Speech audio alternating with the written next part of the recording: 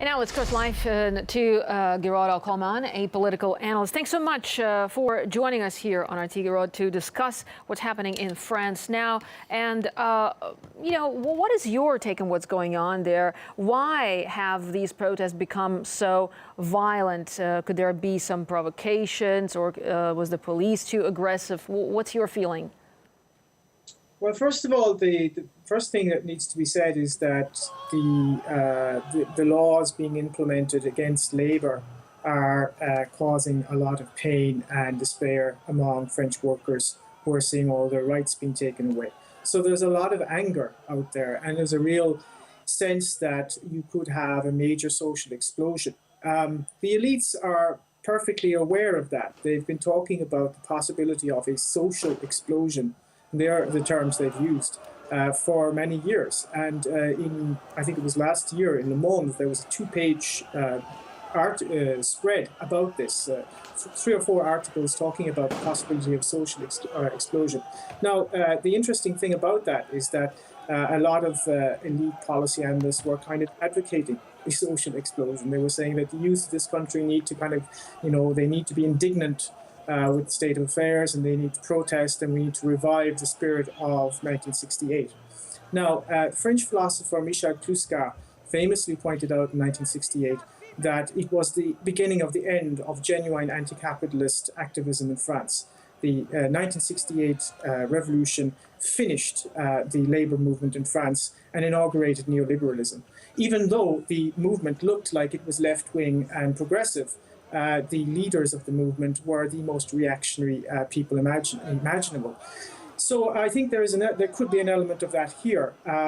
Running out in the street, attacking police, or throwing objects at police and so on, and lighting fires in the street is the kind of thing youths tend to do in these demonstrations, but it doesn't actually get you very far. I haven't seen any political program in this movement yet.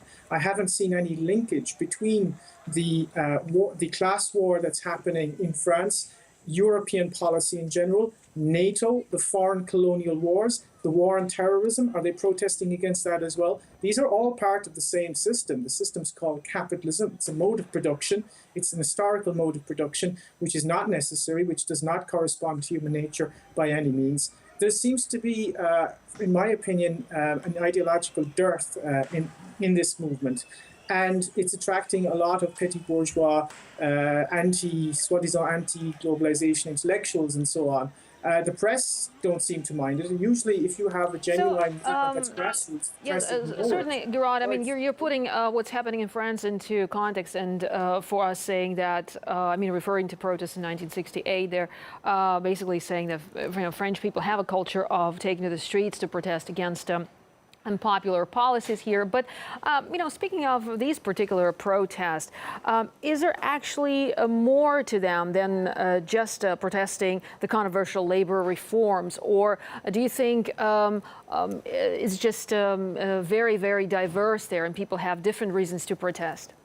Well, first of all, you have to, once I hear spontaneous uprisings and so on, I get very suspicious about who's organizing these protests, who's directing it, because they say they have no leaders, but I'm sure there are people down there on the ground who are directing them.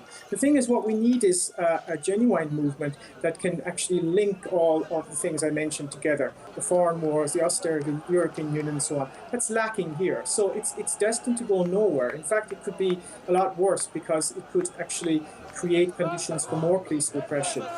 So I think there's a genuine, there is an element here of the exploitation of youthful anger.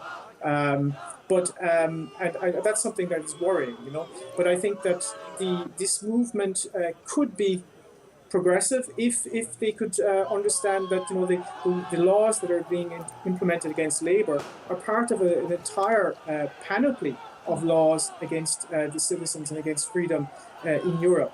And I don't see that kind of global ideological analysis. So that's why I would say this is very kind of 1968 stuff. Okay, so we see, sorry, we're running out of time here, but we see a whole bunch of issues there on the surface, as well as those who have much deeper nature.